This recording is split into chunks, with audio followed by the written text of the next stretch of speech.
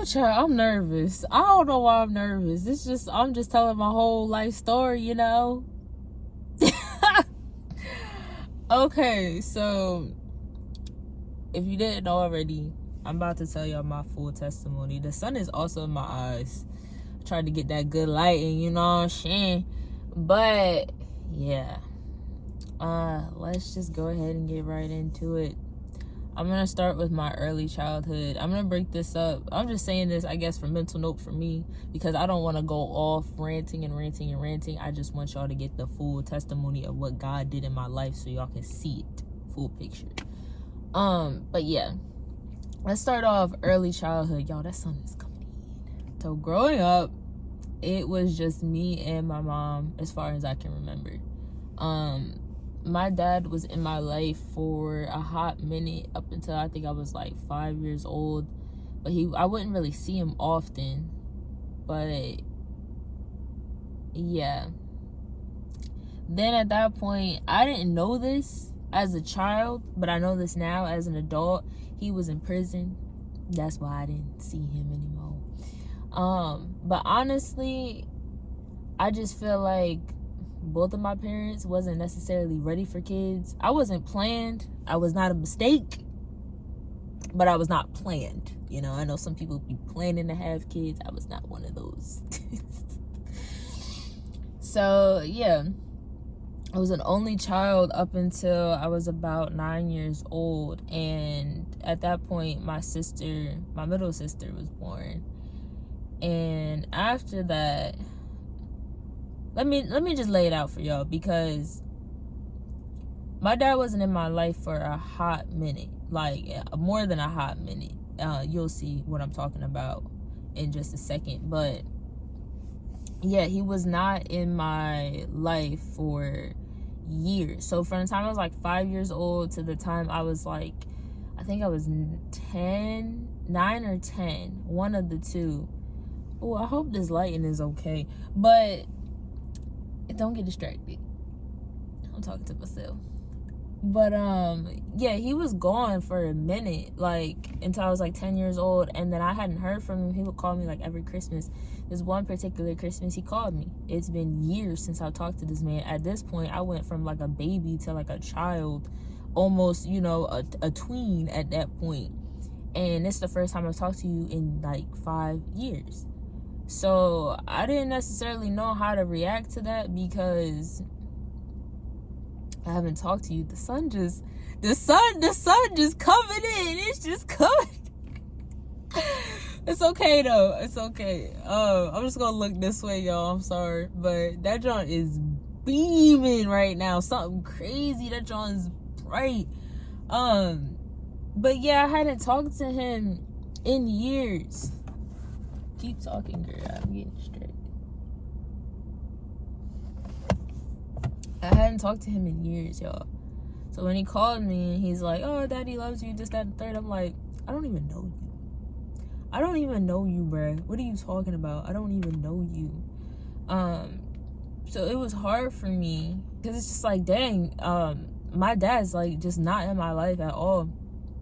I remember in elementary school, kids would ask me like, "Oh, where's your dad?" Da, da, da, da. And I would say one or two things. He was in the military or he died. I would say one or two things. Cause I'm like, I don't even feel like getting into all that for real.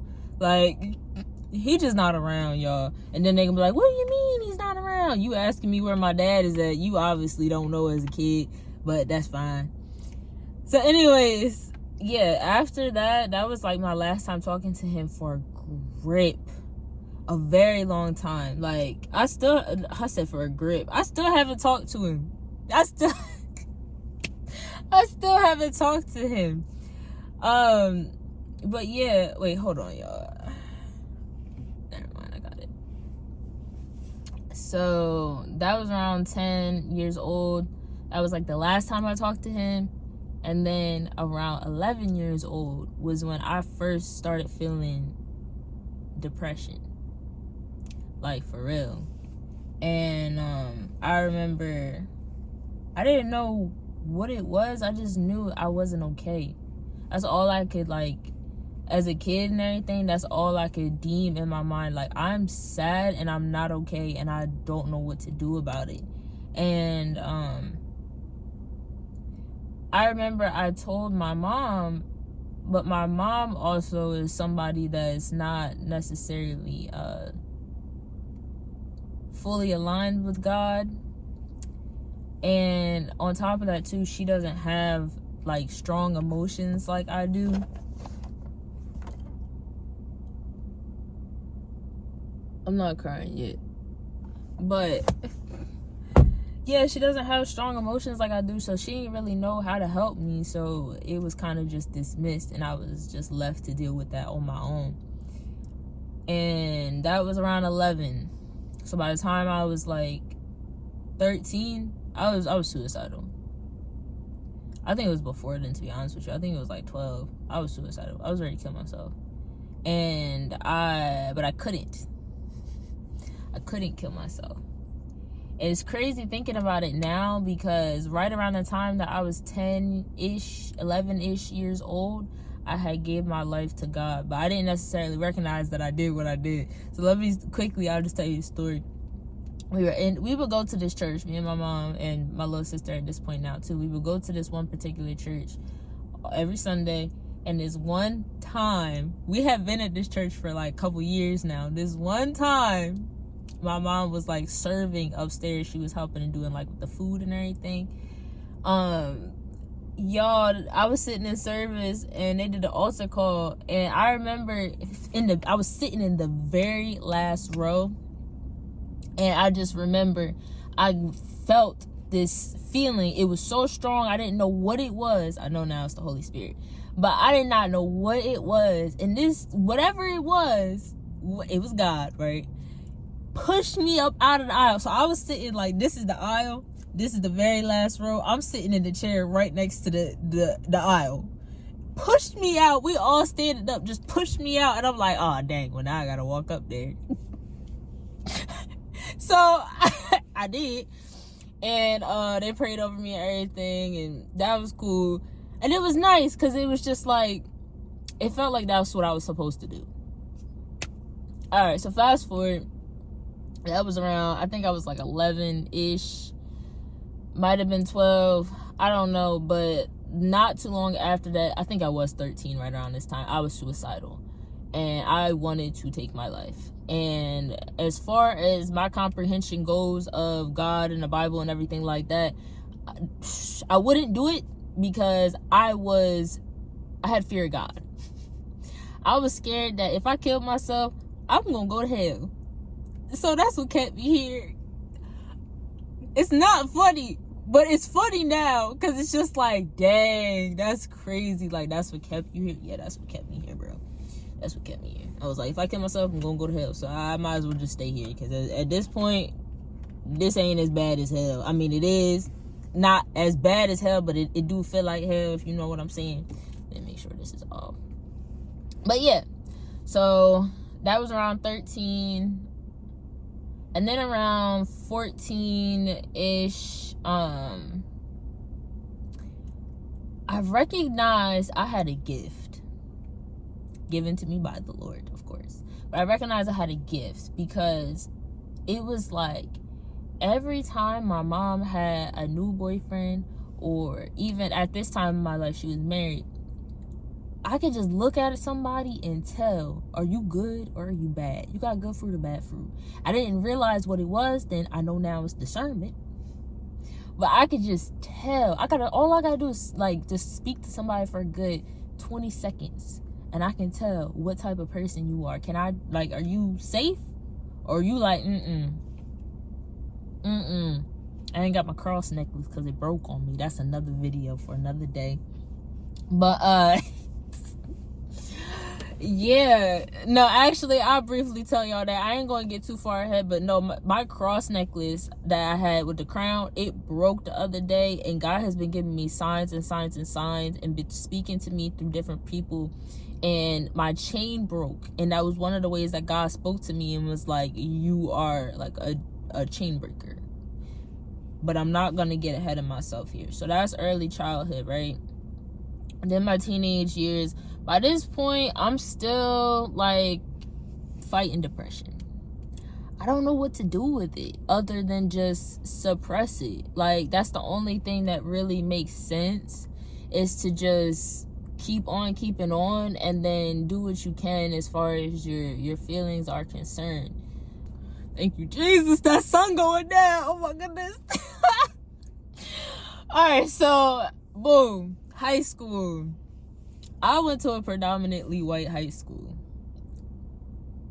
as you can tell by the color of my skin.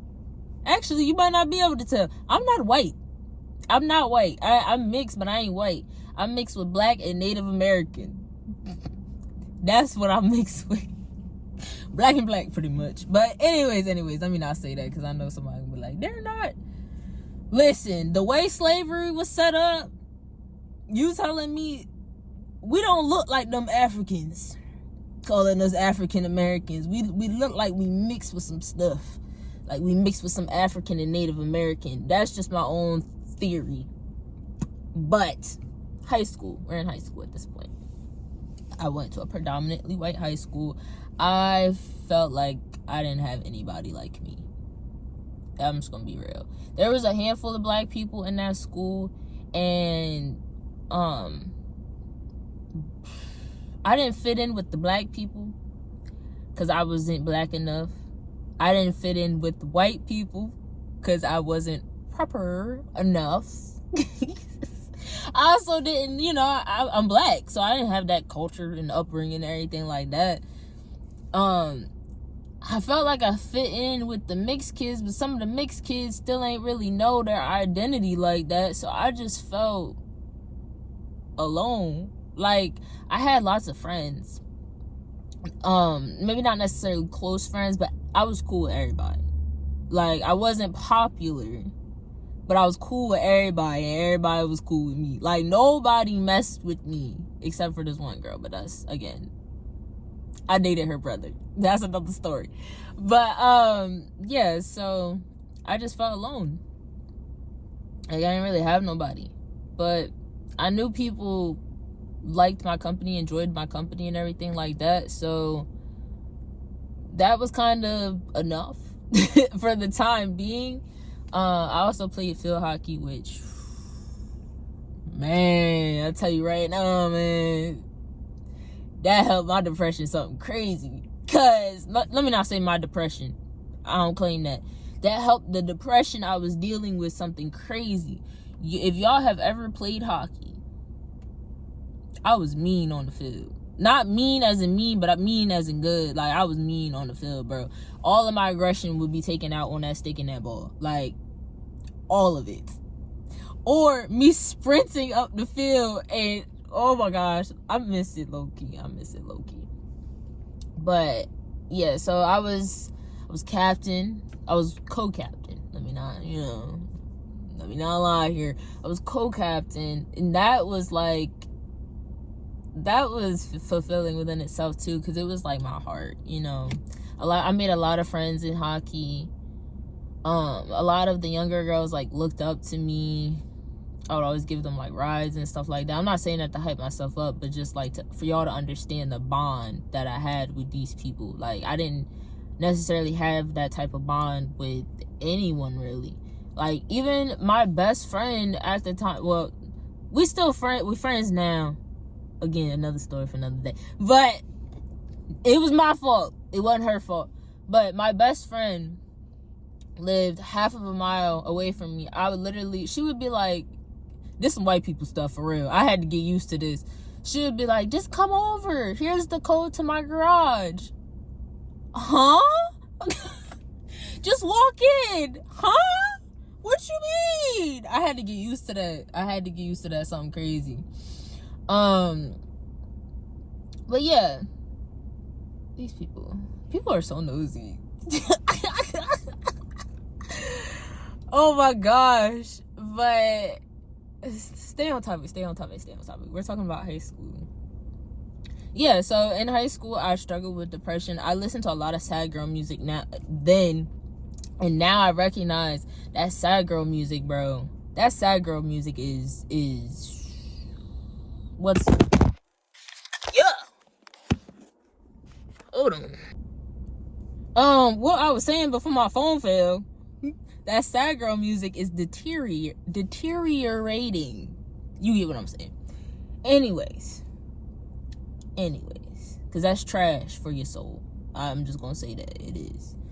That Jhené Aiko, that SZA, that's pushing depression and delusion on you, sister. I don't know who needed to hear that. If you need to hear that, receive it. Anyways, so yeah, that was pretty much high school. I gotta spill a little more tea about high school. In high school, I was doing too much.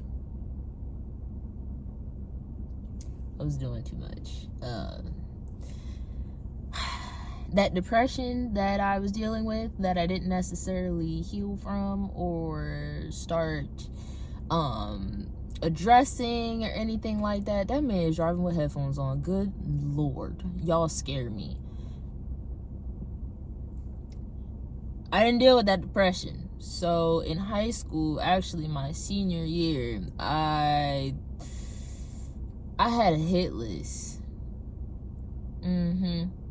It's crazy saying that now. I don't want to even say it like that. It disgusts me. But I slept with a few different boys my senior year. I did. If I could go back in time, I wish I would have made better choices. But then again, if I never made those choices, I would never be here, and I would never understand who I am and how I am, and me and God would not have the relationship that we have. So I don't regret it, but I wish I made better decisions. I'll say that. Okay, fast forward. Senior year of high school, I meet this guy. And we become really close friends.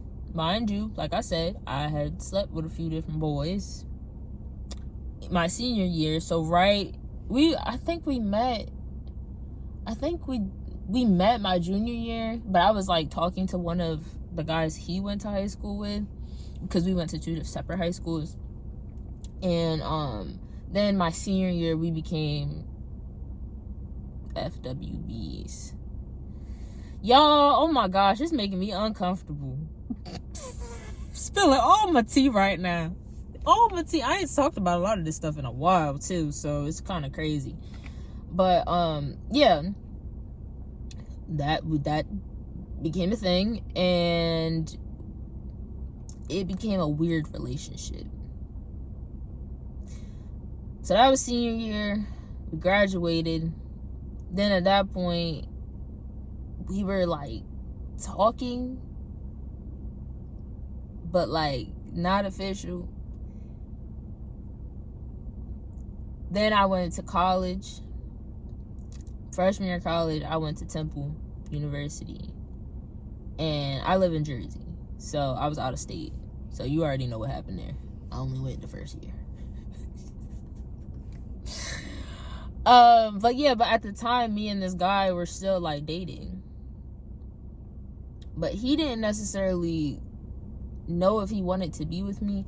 And I know for a fact now, okay, if that man don't know if he want to be with you within like the first few weeks, that man don't want to be with you. Leave him alone. Leave him alone. Listen, sis, okay, I know sometimes it takes us a little bit of time.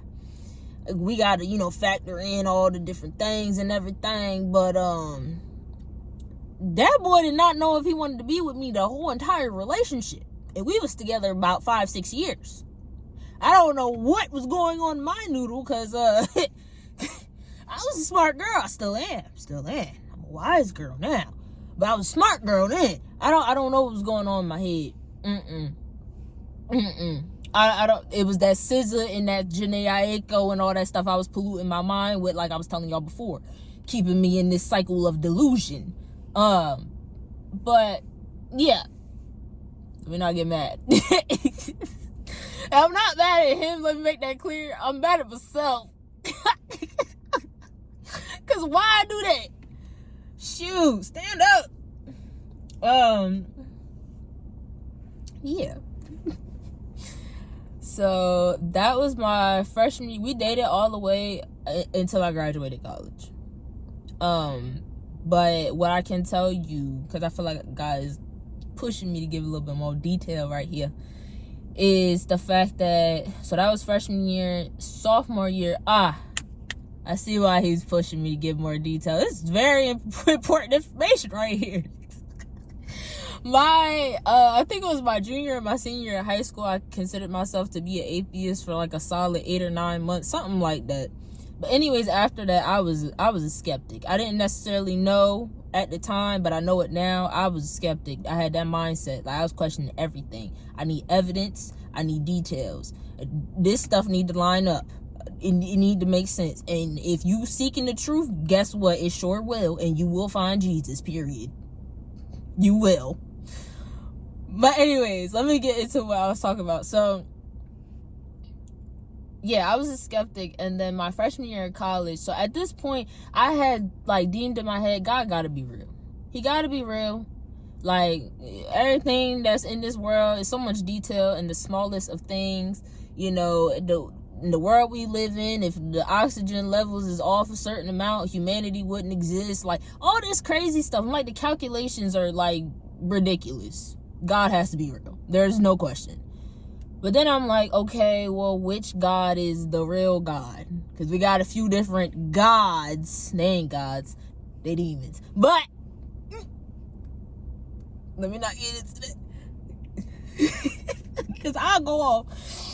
I'm like, which God is the real God? So my freshman year in college, I took this class called Religions Around the World. But it was one of them extra classes I had to take. I was always very interested in history. Not necessarily American history, but like just history in general. Like the things that we haven't been taught in school, in high school. So I took this class, Religions Around the World. We read, y'all, some of these religions, I didn't even know they existed. I'm gonna be for real. But we did read, good Lord, these people don't know how to drive. I'm in the Walmart parking lot too. But we read the Quran, not the whole thing. We read certain sections which looking back on it now, those are the sections that matter the most if you're trying to deem which God is the real God. You know? But we read the Quran, we read the Torah, which the Torah is pretty much just the first 5 books of the Bible. Obviously we read the Bible as well. We read manuscript of Confucianism. We read y'all, I don't even remember because we read a lot. That's what I remember about that class. Every time we got done with a class, we had too much to read. I was like, gosh, brother, calm down. But yeah, we read lots of different things. But the one thing that we started out with was the flood. I'm not going to go into too much detail about this, but literally every religion in the world except for a handful all speak about the flood. So that tells me that mess happened. And if that mess happened, now I didn't make this conclusion then, but now I know if that happened, how did humanity survive? There's only one possible way. Because the Bible is the one that talks about Noah and his family. Like, I don't know. Maybe the Quran do. We just ain't read that, or I don't remember. I don't know. Let me get into how I came to my conclusion. So, yes. The Quran speaks about how Jesus is the Messiah. Some Muslims, let me say this. Non-truth seekers, because it's not everybody, it's not every Muslim, it's not every Christian, it's not, you know what I'm saying? I'm not putting this on a certain religion. Non-truth seekers, that's what I'm going to call it. Because Jesus is the way, the truth, and the life, period. Non-truth seekers just go along with stuff that they're told. They do not go through and try to, well, that does not make sense. Because the Quran says that Jesus is the Messiah.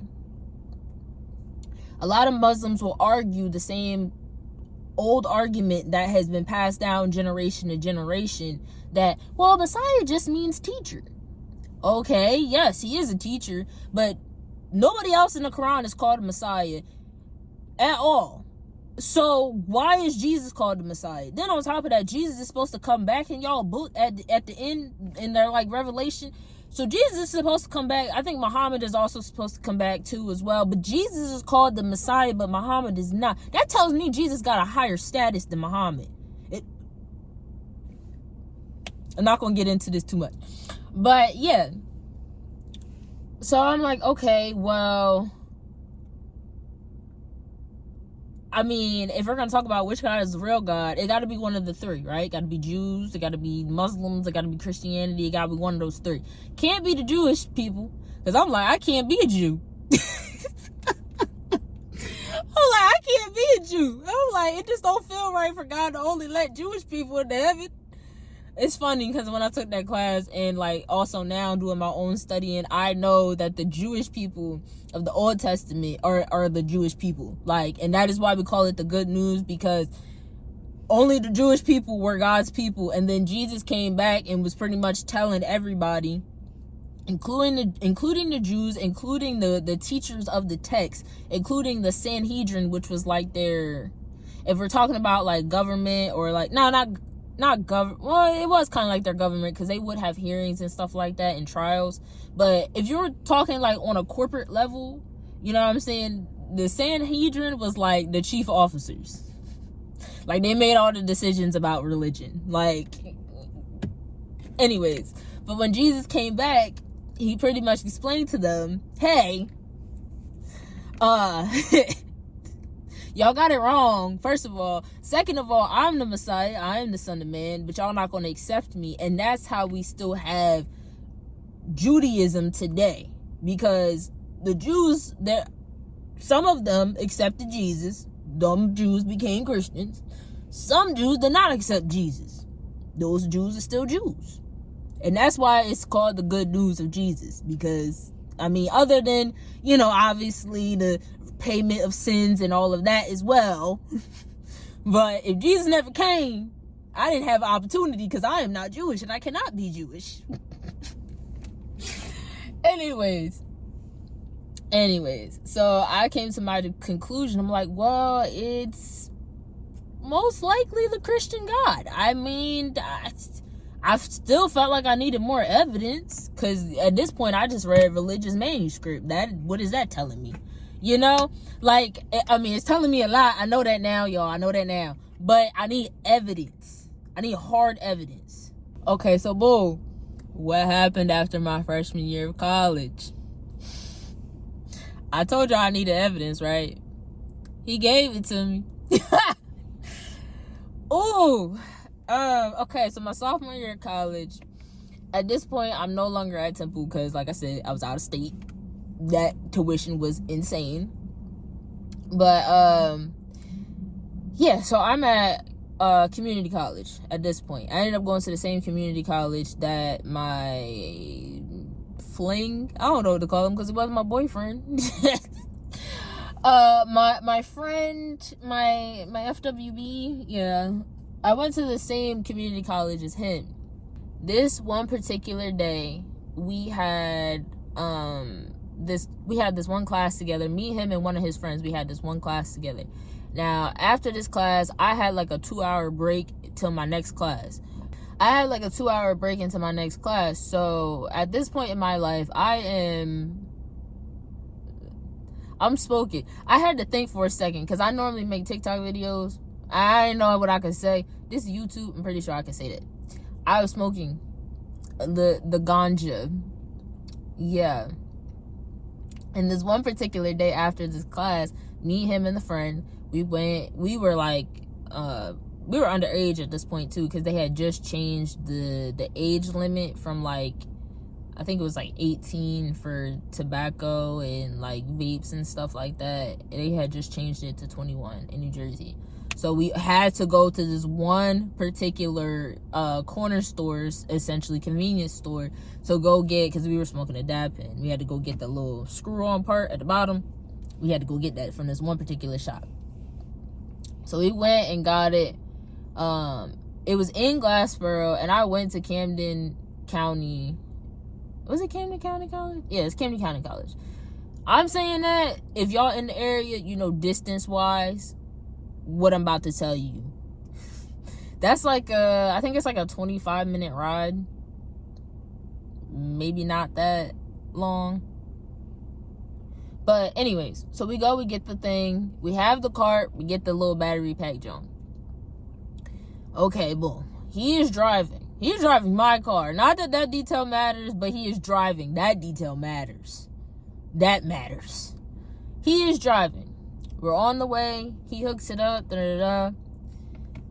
Takes a hit. Might have took two. I don't know. Then he passed it to me. I'm sitting in the passenger seat.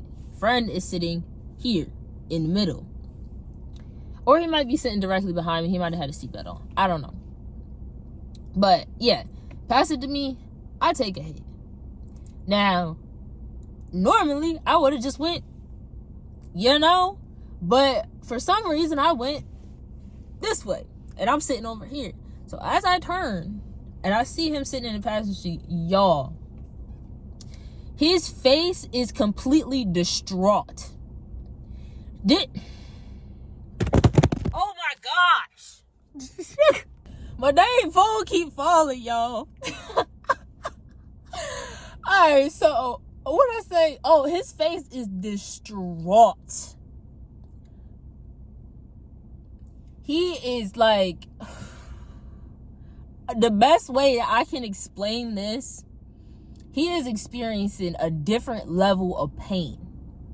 Like, I don't want to say it like this because of what the thing was, but the best way I can say it is the pain level that he was experiencing was like Jesus on the cross, but not just the physical pain, but also the emotional and the spiritual pain along with it. Like, that is, I cannot replicate the face that he was making. That was crazy. On top of that, he's crying. Like, he just took a hit. He just took a hit, passed it to me. I just took a hit, went to go pass it to his friend.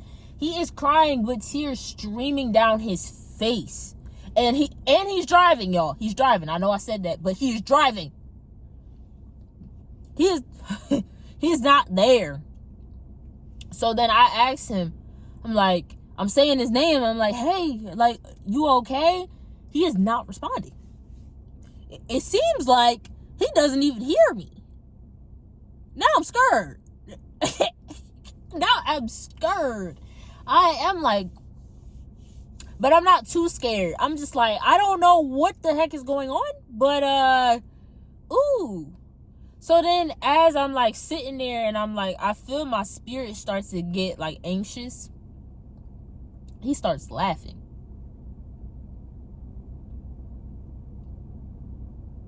But not a ha ha ha. No. This laugh coming out of him, I've never heard this laugh before. This is an evil laugh.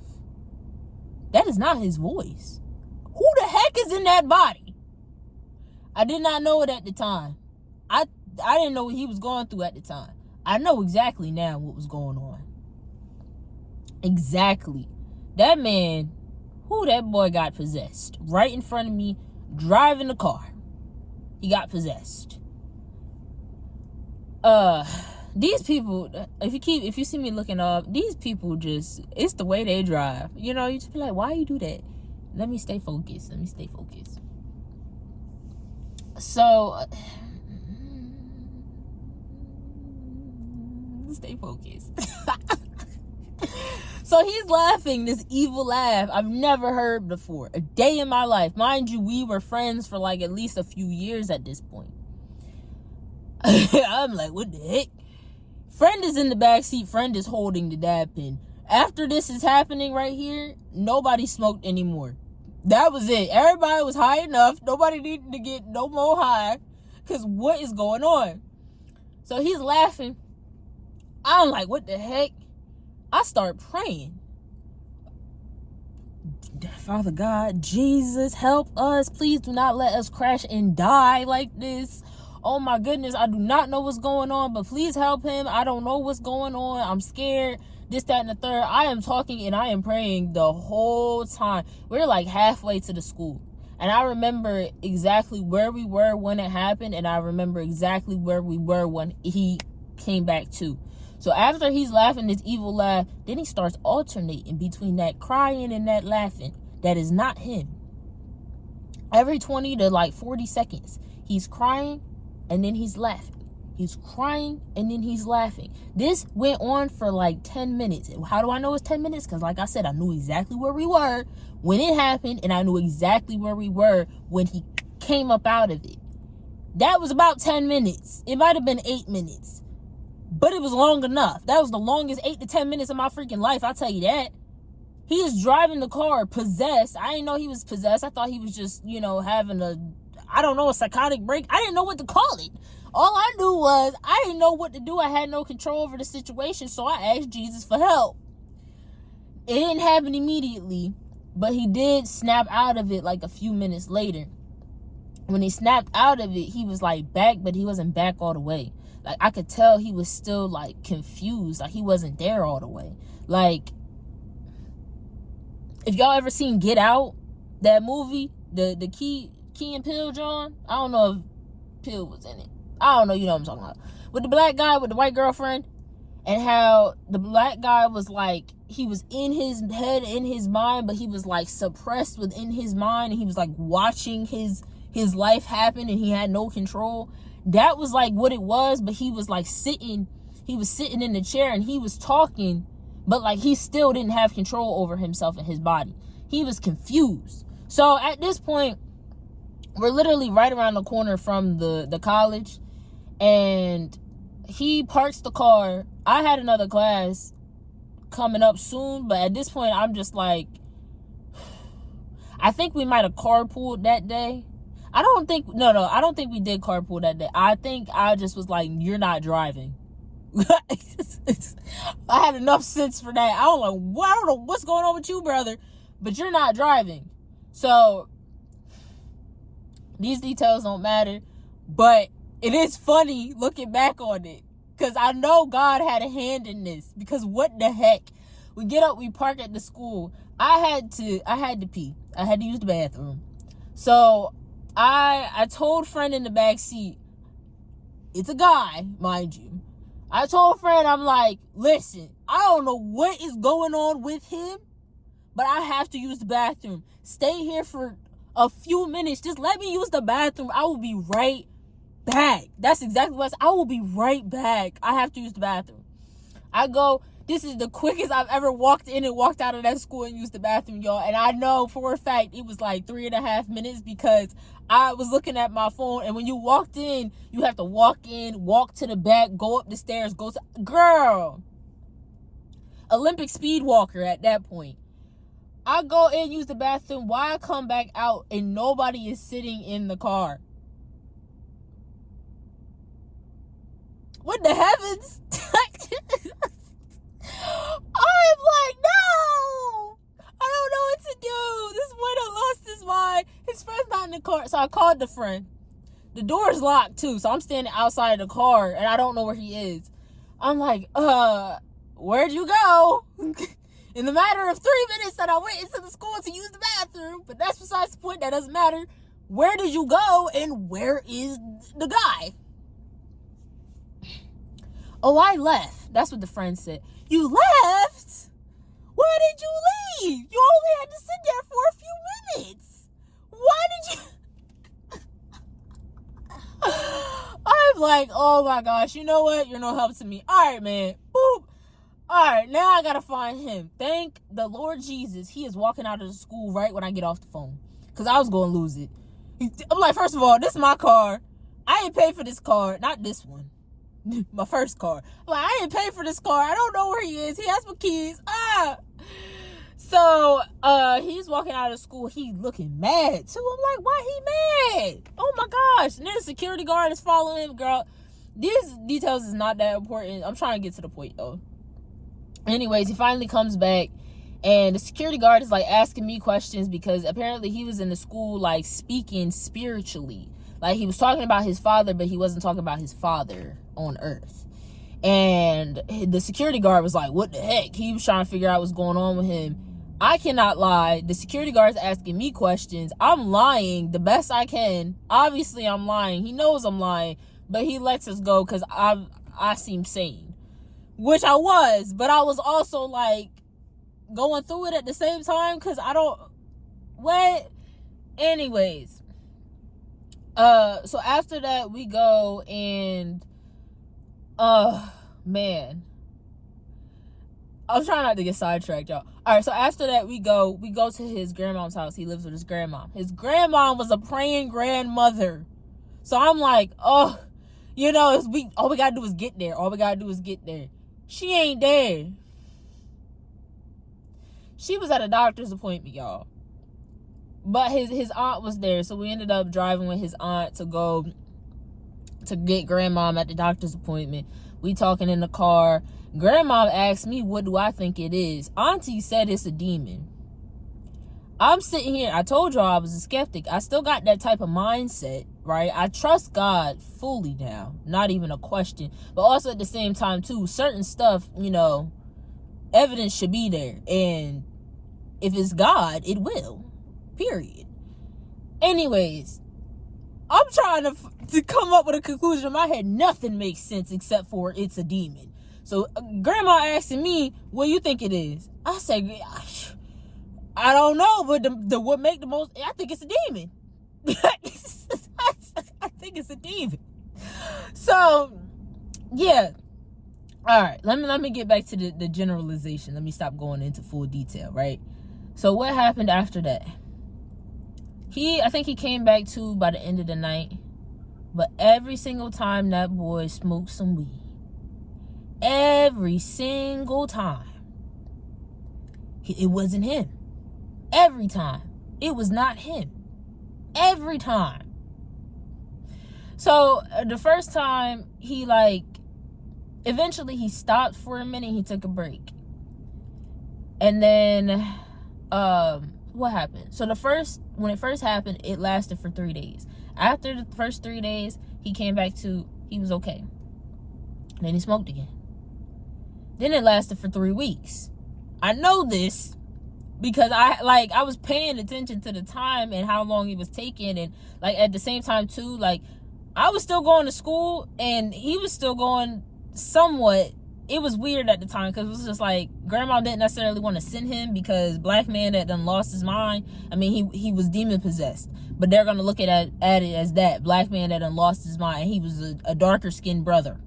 Okay, so I completely understand what grandma was doing there. It was very strategic, but yeah. So the second time it happened, it lasted for 3 weeks. Then it happened one more time. Guess how long it lasted? 3 months. After them 3 months, y'all, after the 3 days, the 3 weeks, the demon possessed, we not even really together like that. He don't even know if he want to be with me. I'm like, at this point, I'm ready to break up. I'm ready to break up. I think that's what's best for me, you know? So, I tried. But then it wasn't him talking, because I know this now, because the reaction that happened when I tried to break up with him is not the reaction that he would have given me. I know that now. It was the other thing, and it was begging me to stay with him. So I did, but I was gonna keep my distance. So what happened after that? You fast forward just a little bit. He came back to. He finally stopped, and he came back to. Now, he wasn't all the way back to when he made this decision, but he made the decision to go to the military. I'm like, gosh darn, I can't win, huh? I'm like, gosh. I'm like, you want to go to the reserves? No, he wants to be active duty. Oh,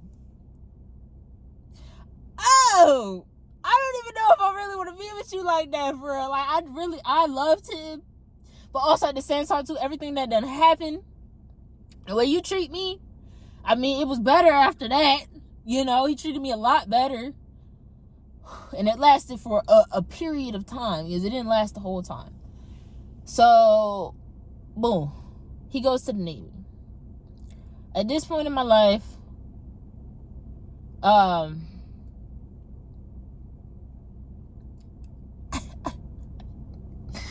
even know what to say. I don't even know what to say for real, because at this point in my life, I didn't know what was going on.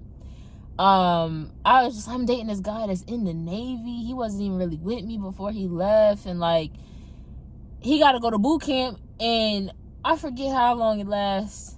I think it's 3 months, right? Ooh, child, my memory. I think it's 3 months. He had to go to boot camp.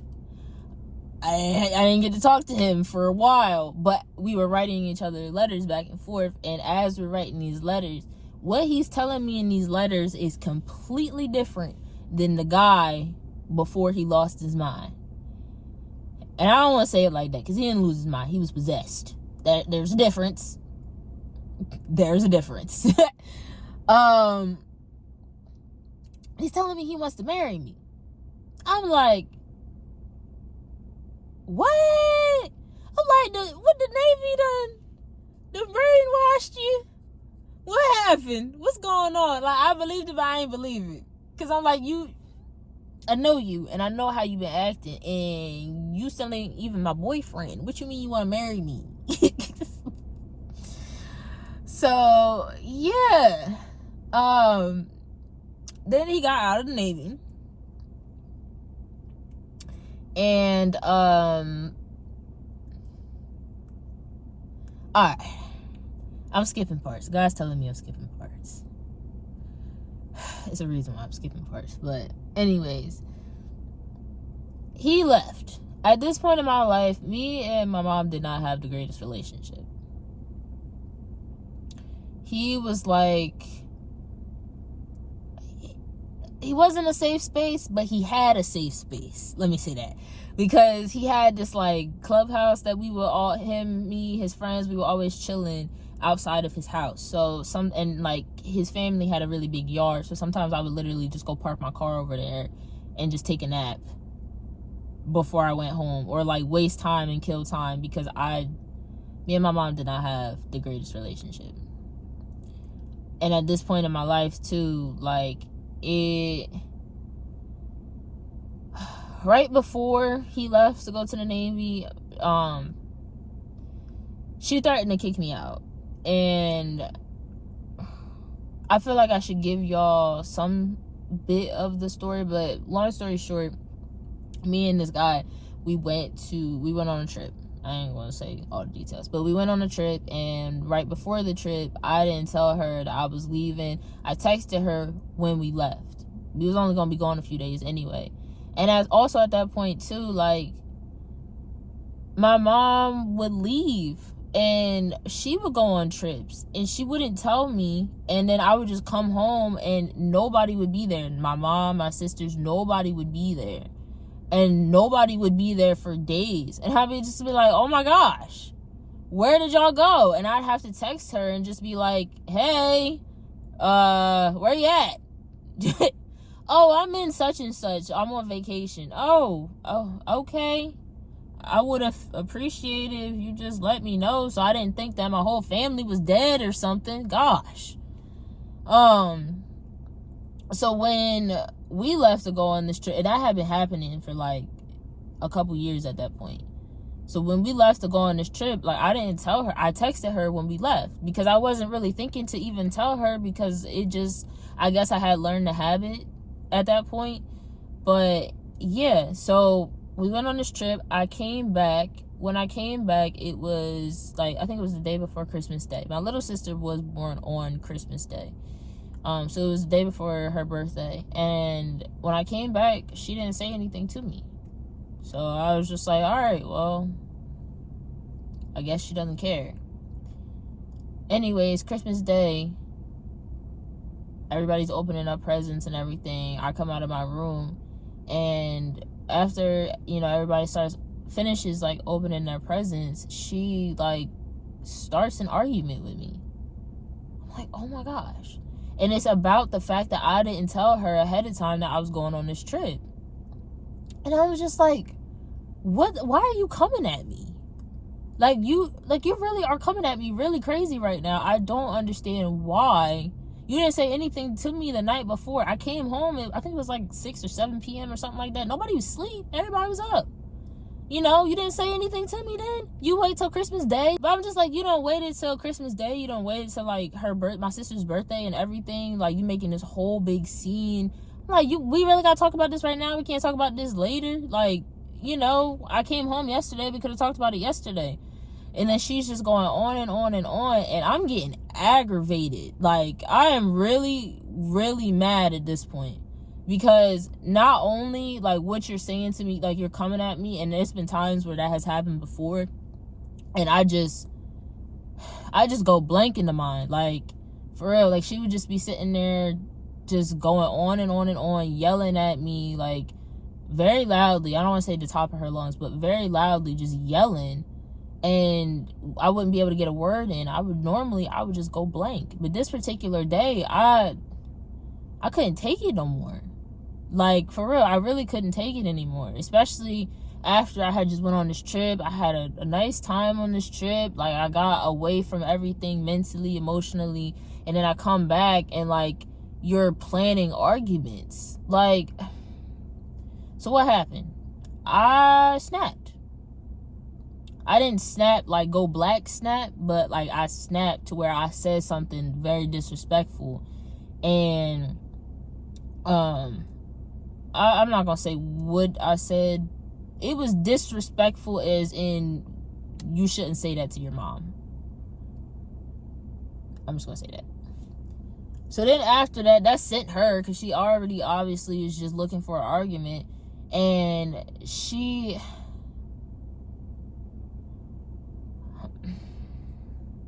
I'm trying to find the words, but I need to just go ahead and say it. I remember this like it happened not that long ago. I mean, it wasn't that long ago. I ain't old. I'm not that old. I was 20 at the time. I'm 26 now. But she snapped, but then like I saw her facial expression, it changed. She went from being mad, and then she started smirking, like she was smiling. And then she said, oh, if you feel that way, you can get the heck out. But she didn't say the heck. I'm like, before all of this happened, before, like, you know, we got in that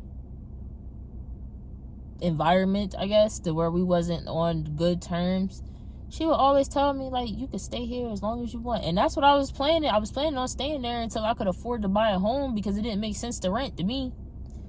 So, and on top of that, too, I feel like I need to throw this in here. I was not a bad kid. I was not a bad kid at all. I was that kid that was constantly, like, praised. Like, you're gonna be something in life. Like, you are going to get somewhere. You always have good grades. You're always on your best behavior. Like, every time it's a family reunion, you always speak to everybody. Like, I was a good kid. So this is the one time I've ever said anything disrespectful to my mom, ever, in my life. I'm 20 years old, and you're provoking the mess out of me. If you don't know that scripture, it's scripture in there. Because everybody say, oh, yeah, well, you know, honor your mother and your father. Yeah, but what about the verse right after it? The verse right after it says, fathers, do not provoke your children. Talking about parents in general. But anyways, let me get back to the story. So, where was I? Oh, you can get the heck out. I'm like, huh? I'm like, I'm taking it back something crazy. I'm like, oh, okay. I had work that day too. And I think I had like a couple of hours before I was supposed to go to work. But after that happened, I got ready and I went to work. I didn't go into the job because I wasn't scheduled at that time, but I sat in my car. And I mean, it's self-explanatory. I ain't gotta explain that part. But yeah, I sat in my car for like a couple hours before I had to go to work. And I remember that day, it was very slow. It was Christmas Day. So I didn't have to worry about many people being in there, so that was nice. But I was in my head. so bad. Oh my gosh. And I was so anxious because I don't know what the situation is gonna be like when I come home. If I can even call that home, you know?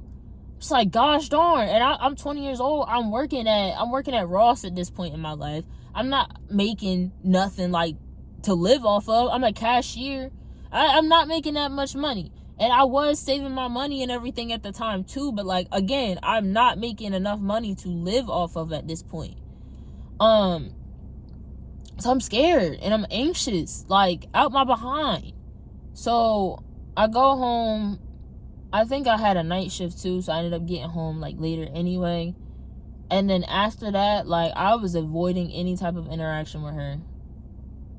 I did not want to talk to her, did not want to speak to her. I would stay in my room all day. The only time when I would come out of my room is when I had to use the bathroom. I would buy snacks and stuff from Aldi's and keep them in my car and in my room, so I did not have to eat anything out the kitchen or anything like that, because I don't know exactly when this happened, but at some point she told me I wasn't even allowed to eat the food in the fridge.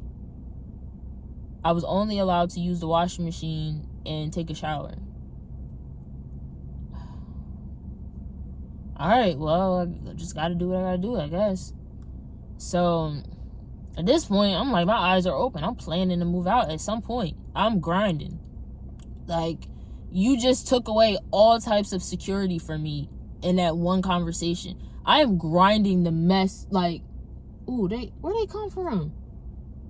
Let me mind my business. I am grinding like my life depends on it, because at this point in my life, it did. Oh my gosh. So, they distracted me. They got 2 dogs. I like dogs, huh? But, yeah.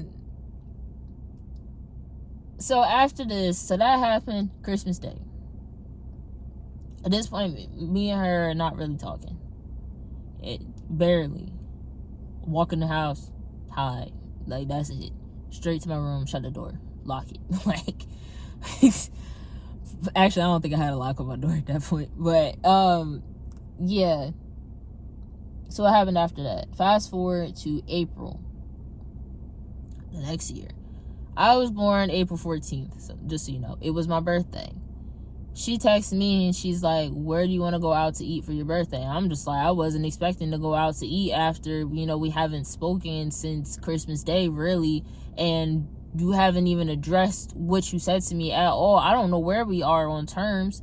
So I'm just like, I don't care. Because I also don't want to hear you complaining about the fact that you had to spend a certain amount of money for my birthday dinner.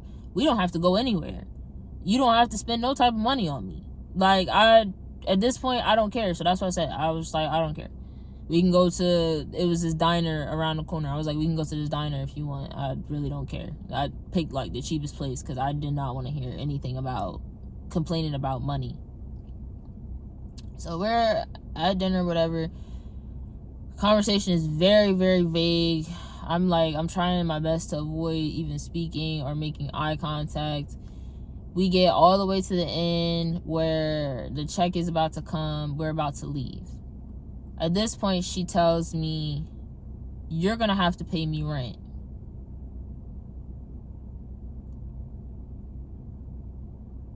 You mean to tell me you waited the entire time to tell me this, first of all, until we're about to leave? Secondly, you wait until my birthday to tell me this? Like, you could have told me anywhere from December to April. You could have told me last week. You could have told me months ago. Why are you just telling me today on my birthday? Like, it just made it worse. And also, too, like, let me explain this. I did not mind helping my mom if my mom needed help. My mom did not need help at that point in her life. And I know this for a fact because her boyfriend was living with us. He was also paying bills. 2 grown adults with 2 grown adult jobs living in an apartment. I know y'all don't have no problem paying no bills right now. Nobody is struggling, especially because she was like consistently buying new stuff. So I saw that also that you were not struggling. So the fact that you're telling me this, it's like you're trying to provoke me. Like, that's what it feels like. Like, you're trying to get back at me. You're trying to do something to make me feel some type of way.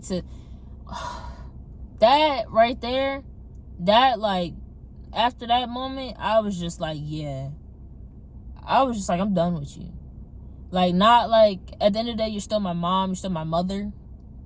But I was just like, I'm done with you. Because the way you just treated me after everything, after all these 20 years of my life, I ain't never gave you no type of hiccup whatsoever. You gonna act like this now all of a sudden? I had no trust in her. And because I had no trust in her, my dad wasn't there. I ain't have many friends in my life like that. And I had nobody that I felt like I could really relate to. I had no trust in anybody. Anyone. I don't care who you are. I don't trust anyone. Like, after all of that, are you kidding me? Your own mother could treat you in that manner?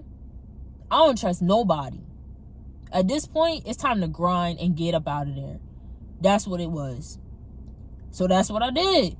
And I was applying like crazy. I ended up getting like another job somewhere else, and then at the smoothie place. But yeah, and I was there for a little bit too, and I was stacking. Every paycheck, pay my car insurance, pay my phone bill, pay her rent, whatever. It was $100, so it wasn't nothing crazy, but it was just like, it was the way it was said to me in the time period, and it was too much that it was just like, anyways, that's not important. Let me keep going. So, yeah, I would pay my bills. I would put gas in my car. I would give myself a little bit of spending money to get like food and snacks and stuff like that so I could have my own stuff. And everything else went straight to my savings account. Every time. Like, I was stacking. I was stacking something crazy. So then after, I was at the smoothie place for a little bit, I'm like, I'm looking at rent, I'm looking at everything. I'm like, this is not sufficient. I need a better paying job. So I started working for TD Bank on the phones.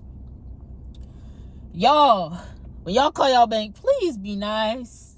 You don't gotta be nice, just don't be mean. I got cussed out, head chopped off plenty of times. Gosh darn. Sitting in that room on the phone with them. I'm like, I'm already living what I feel like is in a prison. Now on top of that, this job just making it worse. But the pay was good. So I was stacking like crazy. It was like every single month I could save like $1,000. Every single month I could save like $1,000. I'm like, ooh, this is good. I'm like, even though the job is trash, this is good, because give me to the end of the year, I got enough for a down payment on something. So yeah, what happened after that? COVID. Good googly moogly. Yo, it was just like, I can't win. COVID happened, y'all. I was getting ready to buy a house. For those of y'all that don't know, let me briefly explain. When COVID happened, a lot of people was out of their jobs. A lot of people lost job security. A lot of people did not have it like that, especially people that already did not have it like that. So what happened? A lot of people were selling their houses, selling them for cheap. And what else happened? A lot of people that had money, they already had their money. They was already stacking their money, and they was waiting on the housing market to crash so they could buy some more property. So the house I was looking at, this was happening everywhere too. The house I was looking at, it was on the market for, I don't even know, it was less than a couple of months. It was on the market. I saw it. I went to go see it in person. I didn't like go with a realtor or anything. I called the realtor that had the house. The realtor straight up told me I was not going to get that house. And he was apologetic. He wasn't like being no type of way, but he was being straight up with me, and I appreciate that. But he was being, and I had already gotten pre-approved for a mortgage and everything, y'all. I was ready. So he was telling me straight up, he was like, there's a cash offer on the house, and there's somebody else is also pre-approved on the house. He was like, the seller is leaning towards the cash offer because the seller needs the money right now. Oh my gosh. And he was telling me about the market as well on this phone call. And as I was like watching the housing market, I was watching the houses that I had saved and everything. That is exactly what was happening. Every single house that I had saved, it was like they were gone in like weeks, because the housing market was so backwards at that point. It was so many rich people. It was corporations. It was all different types of things happening. People with money was buying up all these houses, especially the cheap ones that was livable, and that's what I needed.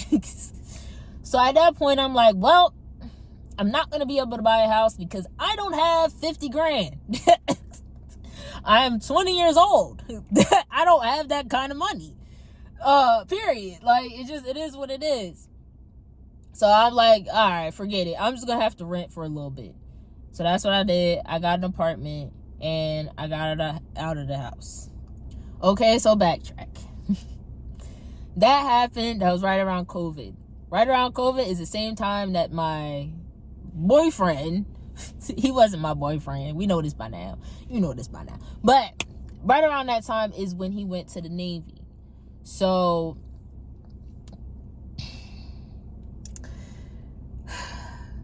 I'm making this face. You probably don't know.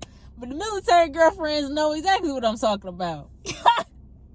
He came out of boot camp like he was ready to marry me. A month later, he's talking about he wants to go on a break.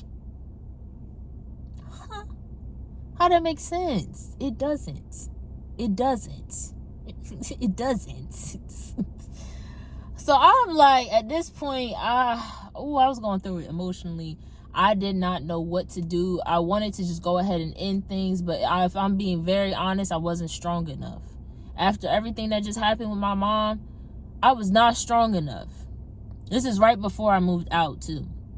I was not strong enough to end that relationship. I wanted to, but I was not strong enough. So I didn't, and I stayed in that relationship, and it became a situation. It already was a situationship, but I stayed in it. And so he was originally stationed in one area. I ain't gonna say where. All right, I'm gonna say it. I feel like God telling me I can say it. He was stationed in South Carolina. I'll say that.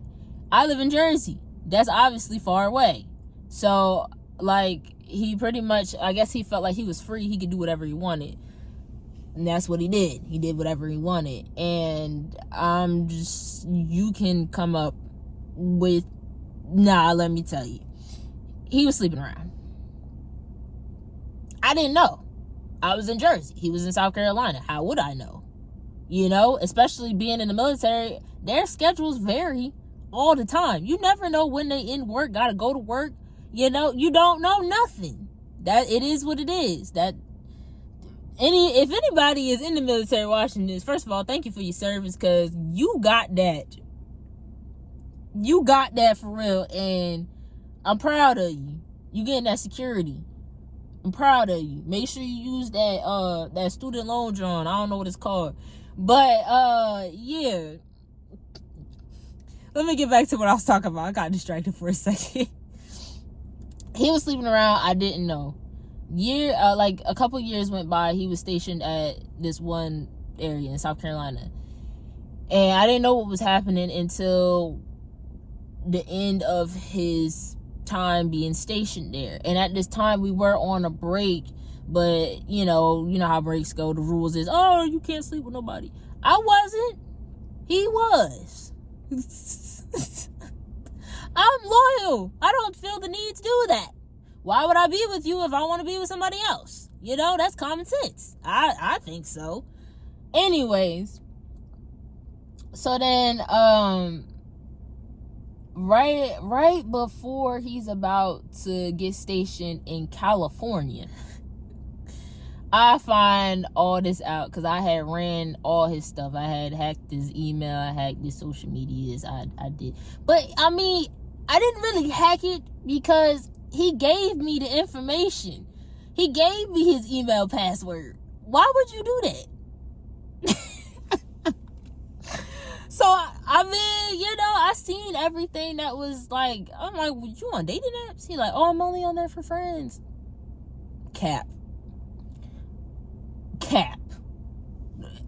Sister or brother in Christ, if you ever are in that situation, cap. Don't believe that mess. Anyways. So I find out, and and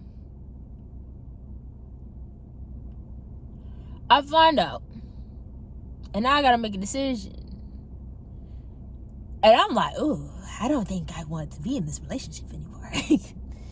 But then that thing, you know, that was there before, that demon that didn't necessarily get all the way cast out, it was still there. It was still there, because it came back talking about oh, I'm done. This is him speaking to me, but it's not him. Oh, I'm done. I don't want to do this anymore. I'm tired of the break. I want to get married. This, that, and the third. Da, da, da, da, da. Once I leave South Carolina, then we can like be a thing officially. Da, da, da, da. Because, you know, there's girls around here that I was with, and da, da, da. Okay. I just went with it. I was still in college at this point too.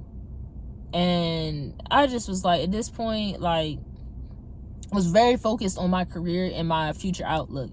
Because at this point in my life, in my mind, I had to make it.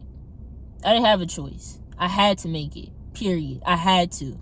So, like, him doing what he was doing, honestly, like, I'm not going to say it didn't affect me, but it wasn't something that, like, I was thinking about too much, because I was very focused on where I was going in life. So, I just went with it. I'm like, all right, fine. We done been together this long. You really... You want to stop this? Okay. You want to get married? Okay. We had that conversation. It was a tough conversation. I asked all the questions, and all the answers I got were very formulated and acting. Because what happened when he went to California? Same old stuff. The exact same stuff. But worse. Way worse. He was being sloppy with it at that point too. I'm like, that you already know I got access to your email and hacked your email, your social medias and stuff. I mean, I would think you wouldn't use that stuff to communicate with these girls. Common sense. But at some point, I just deemed in my head, I'm like, he must want me to see. Anyways, so I forget exactly what year this was. It was the year before I graduated. It was 2021. Okay. So, because I graduated in 2022. Oh, wait. Hold on, y'all. I'm getting my years mixed up. Because I graduated and I started working a corporate job, and we were still together for a hot minute. So, this was 2022. In December of 2022. He got leave. He was able to come home. And when he came home, in my head, we was broken up. I had gotten to that point mentally. We was not together. I'm not your girlfriend. But what happened when he came home? He asked my grandpa for my hand in marriage. I'm not your girlfriend yet. You still have not even made this official. You still have not even asked me to be your girlfriend yet. You're going to ask my grandpa if you have permission to marry me? At this point, I know what's up. You are being manipulative as all heck. As all heck. And you got me messed up because you think that I don't recognize that. And you think I'm about to keep going along with, oh, you got it funny, brother. Listen, we done been through this before. I might have been delusional the first time, but I am not about to be delusional again. Huh? No. Especially at this point, too, in my life, I had graduated college and I had started working a corporate job. I am in my career. I am focused on that, and I'm focused on making it in this life and how I can continue to do that. You're not about to take me off track like that, buddy. For real. So when he came home in December, I was just peeping his movements. And then when he did that, it was just like, yeah, we about to break up. So I waited for him to go back to Cali. And when he went back over there, I was on his stuff heavy. Every time he got a notification, I got a notification.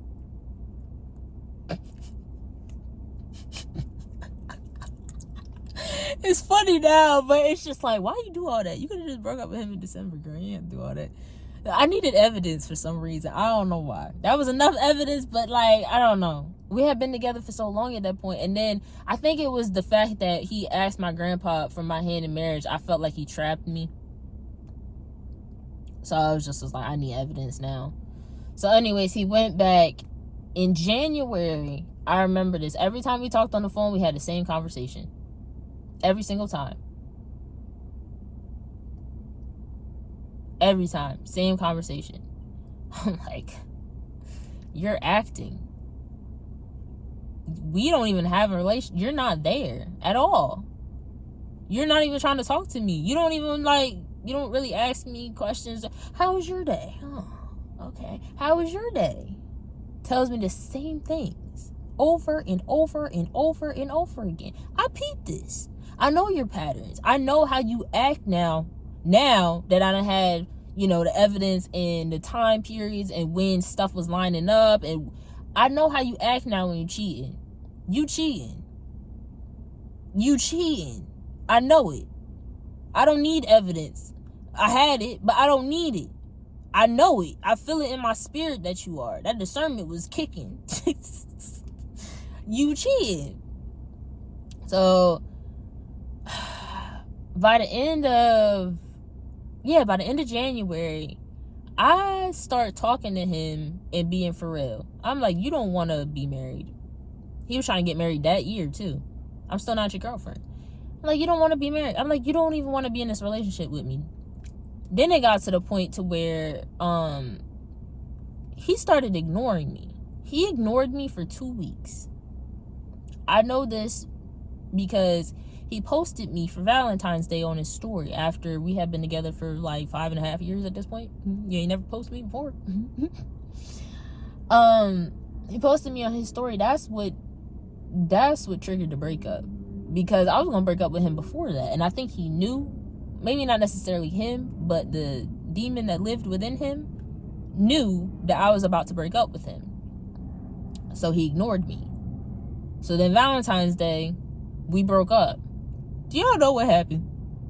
This is how I know it was a daggone demon, because after that happened, this boy got on a plane from California to New Jersey to try to win me back. Listen. I am very firm in my ways, okay? I will try and try and try, and when I see there is no remedy, I'm out of here. It's over. For real. We done tried. We done tried to work it out. You don't want to work it out. Okay. Bye. I'm done. I'm gonna come pull up at my apartment crying, trying to win me back. No. Why did you leave? Now you're gonna get in trouble with the military. Why would you do that? Oh, man. So then what happened after that? That demon came back. It manifested. Not in front of me, but when he went back. To the point where, the people that he worked with noticed. To the point where, he had to go through some legal things with the military because of it. He was also in trouble because he left, but that wasn't I don't know what happened while he was there, but something happened to where they knew that he lost it. I knew what it was because I talked to him after the fact on the phone, and I knew who I was talking to at that point in my life. And on top of that too, me and God was starting to get locked in at that point. This was 22? No, this was 23, because December 22 is when he came back. Right, okay. This is 2023. And we had been dating since 2017. That was my senior year. So, yeah, I'm talking on the phone, and I know it's this demon. And the way I'm talking to it, I'm trying to talk to him, but I know I'm not talking to him. I know I'm talking to the demon, and I know he's not really there, but I'm trying my best. Because I feel like God is placing it on my heart to try my best, to try to get through, to try to snap him out of it. But that ain't how it works. God is the one that snaps him out of it. Okay. So after that, what happened? I was a free woman, but I wasn't necessarily a free woman. I had a little situationship again, but it wasn't necessarily a situationship because, oh, please don't crash. Goodness.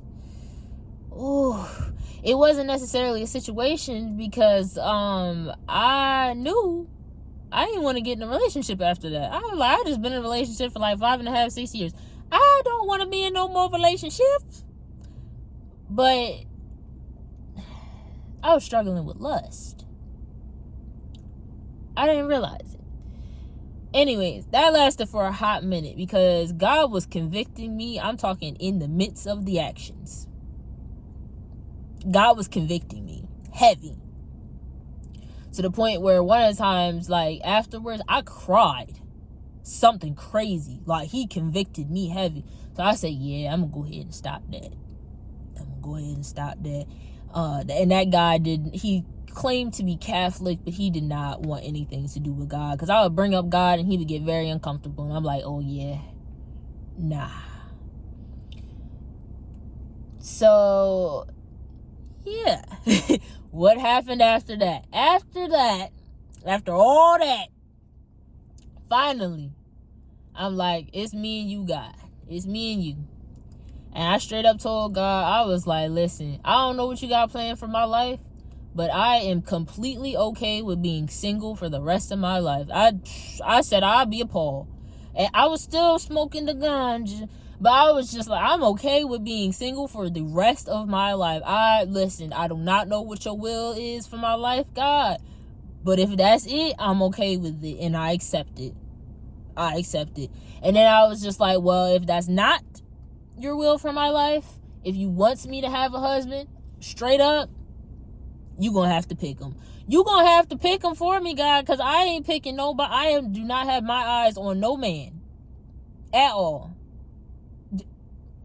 That last one had me spending thousands of dollars just to go see him.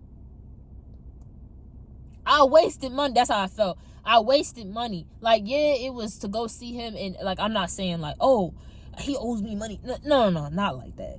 Not like that, y'all. But I just felt like, dang, I was in that relationship for so long, and I knew I shouldn't have been in that relationship for that long. And I spent, you know how much it costs to take a flight from New Jersey to California? 3 zeros. Listen. After that, God, you're going to have to pick them. You're going to have to, because I don't want nobody else after this. I don't even trust myself. I don't. Because obviously, you know, that wasn't logical. Both of them situations was not logical. So I don't trust myself. I'm grinding. I'm getting to the bread. And I'm trying to get my stuff set up so I can get my wealth. So, whoo, child. Okay. That's the bulk of it. That's the bulk of my testimony. That's why I'm like, because after that, what happened? I'm grinding. I'm in corporate. And the company that I work for, the way that they do promotions is on a cycle. So I didn't even have to apply for promotions. So I knew as long as I worked my behind off, I was going to get promoted. That's not even a question. So they do promotions. So I started in entry level, and I worked in like operations, pretty much retail operations. That's what I'll say. That's the most I'm gonna give y'all. All right, I worked in planning. I felt it. I worked in planning, y'all. I worked in retail planning. I didn't start in planning, but I worked in that area, operations, and then in planning. So I started in operations, and within the first year, normally you get promoted within a year or year and a half. I got promoted in 11 months. 10 months. Because, you know, they have a little bit of time in between the promotion and everything. I got promoted. I'm like, all right, bet. So I got to planning, and I worked in location planning. And it was fun. I really liked that job because it was very analytical. It was very analytical. It was consumer theoretics. Yeah, not, you know, everybody thought about it in that manner, but I did, because I was very analytical. And I was very just interested overall in everything. So I worked in that area for a year and a half, I think. I might be off months wise, but it wasn't 2 years. And normally in that area, you're in that area for 2 years, and then they promote you. 2 to 3 years, and then they promote you. I didn't make it the full 2 years, and they promoted me. I mean, it was time, and also too, the area I worked in the area that I got promoted to. But my manager had to create a report. My manager did not necessarily know how to use Excel, so I created the report. So the work that I did was way above my pay grade, so I was being looked at heavily for the next promotion. All right, so boom, it happened. I thought I had like 6 months. I thought I had, because I said a year and 6 months. I thought I had like a good 3 to 6 months, because normally when they did promotions, it was normally in the spring. This was October. This was Halloween. We in peak selling time right now. I don't know. I guess we would have sold more than what we was expecting, so we could promote earlier or what. But y'all. All right. So I need to explain this, and I need to be focused when I explain it, because so many things happened when I got promoted to where I knew that was God telling me that it was time for me to get up out of there. So earlier in the year, God was telling me, like, you know, when it's time to leave that job, you're going to know. Like, you're not going to question it. You're going to know it's time to leave. So I'm like, okay. Start applying, because I was already feeling that type of way. So I was applying. No callbacks. Huh? I got experience now. What's going on? I know now. It was God. It was God protecting me and hiding me and all of that good stuff. I know that now. But I was just like, dang. So, anyways, we get to the end of the year. I think it was like August or September at this point. I'm speaking with God heavily, because I'm like, what's going on? You told me it's going to be time to go. But remember, he said when it's time to go, you will know. I ain't know nothing yet. I was just ready to get up out of there. So, leading up into this, a few things happened. The first thing that happened, I was speaking to God, and I was telling him how I was feeling about the job and the company and everything, and how I felt like I kind of wanted to do a career change. And I was kicking myself because I always been a nerdy girl. I always been very computer literate and interested in tech and all of those things. So I just was like, it's time to switch to tech. But no, let me backtrack, because that's not what happened. I was talking to God about it first. I heard one word, y'all. Systems. I'm like, tech? I mean, that fits. Okay. All right, I can do that.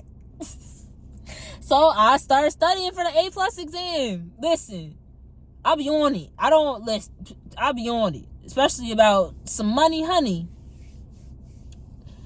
I'll be on it. Not as much now, but like at the time, I didn't necessarily recognize how God is Jehovah Jireh and how he is a provider. I did not recognize that before. And in my mindset, it had to be rewired, okay? But as far as I knew how to get a job, and I knew how to make some money. That's how much I knew.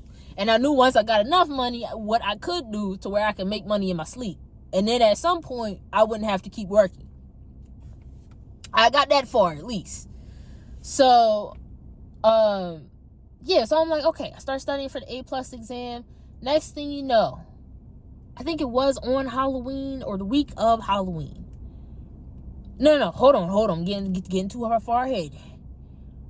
During the month of October, there was a gas leak in the office. And that gas leak was not being handled properly at all. Hold on. I feel like it ain't locking on me. That gas leak was not being handled properly. To the point where, so the first time it happened, they evacuated us. The second time it happened, it took them a second, but they evacuated us. The third time it happened in the morning instead of in the evening. They did not evacuate us. Everybody worked in that office the entire day. You know who did it? We had another building. Nobody else was, we worked in the office on Tuesdays and Wednesdays. On Wednesdays, nobody else was really in the other building. I knew this, and I didn't have no meetings. So what did I do? I booked myself a desk in that other building, because you got me messed all the way up and down. If you think I'm about to sit up in this building with some gas leaking, are you serious? We work from home. We could go home. Y'all tripping. So this is always sent me to y'all because there was a pregnant lady on my team and she was about to go on maternity leave. And I messaged her and I was like, do you smell that? She was like, yeah, I smell it. And then everybody was sitting right around in the cubicle talking about how they smelled the gas. And nobody moved. Y'all got it. So I sent a message in the group chat. I said, yeah, I'm gonna go sit in the other building. I don't have no other meetings, but if y'all need me, I'm over there. And I can come back if needed. I really didn't want to, but I just said it like that because I didn't want them to start acting weird. Before this happened, I was number one go-to person on my team. If we had team leads on that team, I was a team lead. After this happened, the way that my manager started treating me after that, now I don't not hold this against her whatsoever. I know it was God. However, the way she started treating me after that, it flipped the script. You could have thought that I was the person that was always showing up late, never got their work done on time, was a waste of money for the company. Like, I went from best employee to worst employee with my manager in 2.5. Like, just because I went and sat in the other building and I didn't want to inhale some daggone gas. Like, I need a permission to not inhale gas. You're putting my health at risk. Gosh, what if I had asthma? You know? What if I was pregnant? I wasn't, but shoot.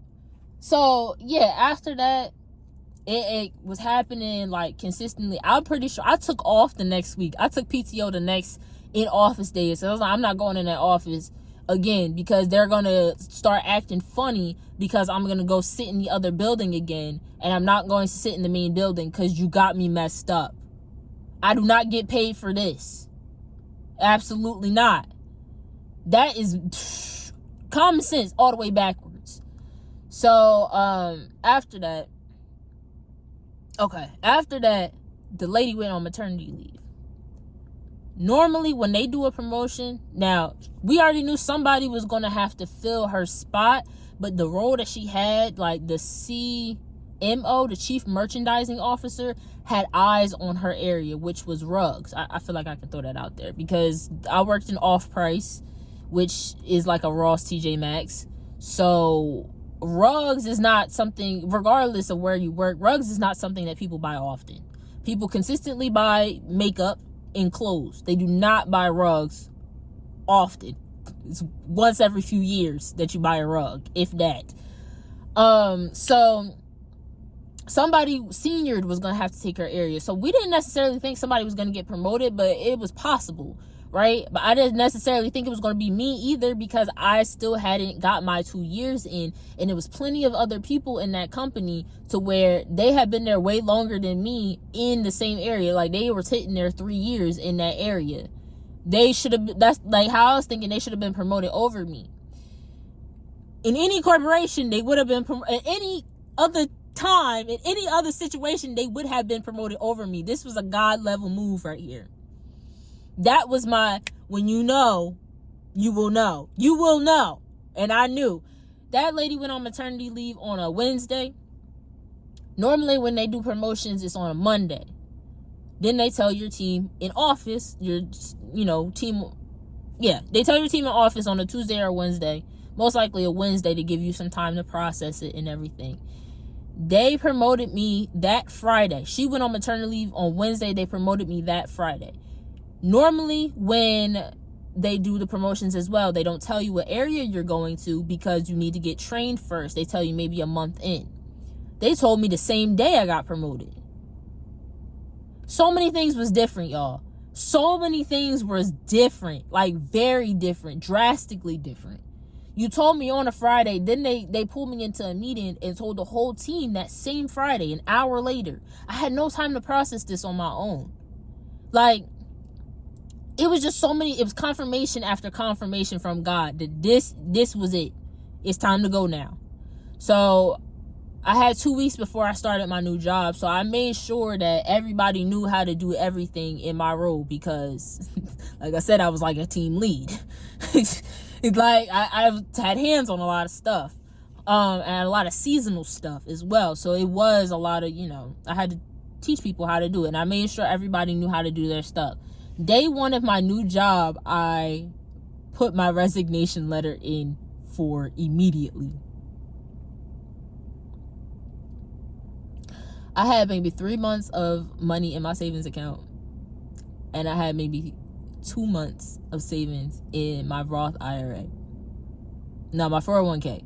I had a Roth IRA, but that one didn't have much money in it yet because I had just started it. I'm like, Jesus, I gotta finish this and get this A+ certification ASAP.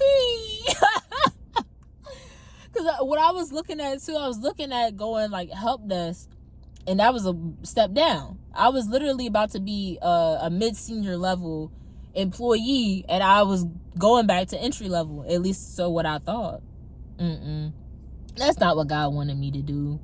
No, that's not what he wanted me to do. So it was a lot of, after this,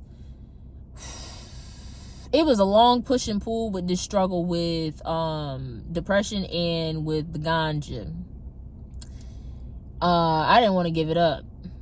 It just filled a lot. I didn't have to think as much, you know what I mean? Like, I would during the day, and then towards the night, okay, let me go ahead and do what I need to do, and I can relax, and I can escape from the world. Hold on, I'm going too fast. I gotta tell y'all about the depression, because after me and that guy broke up, it was like a couple of years, it might have been 1.5 or something like that, that we wasn't together before I left this job. So I had time to heal. I had lots of time to heal, and I had healed. Then on top of that too, I did a lot of root work myself. I did not go to therapy. Not saying that therapy is bad, but I did not go to therapy. It was me and Jesus. Jesus was my therapy. Okay?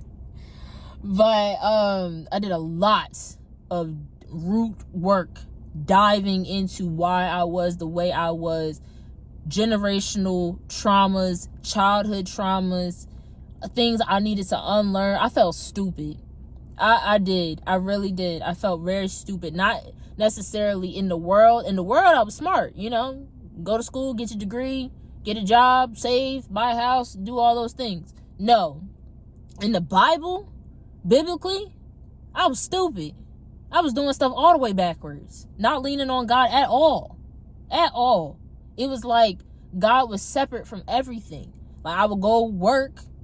I would talk about God sometimes, but like, not like a disciple. Like, just a church attender, pretty much. That's what it felt like. So, during this time, God delivered me from that depression. Because I recognized that depression is not a disorder. I know some people will say, well, yeah, it does restructure your brain, and oh, well, I studied psychology. That's like saying I studied medicine, and, you know, I don't want to get into that too much. Briefly, I studied medicine, but you rule out the things of the earth, like food and sunshine being healing properties. Like, you studying psychology, you studied how do I say this?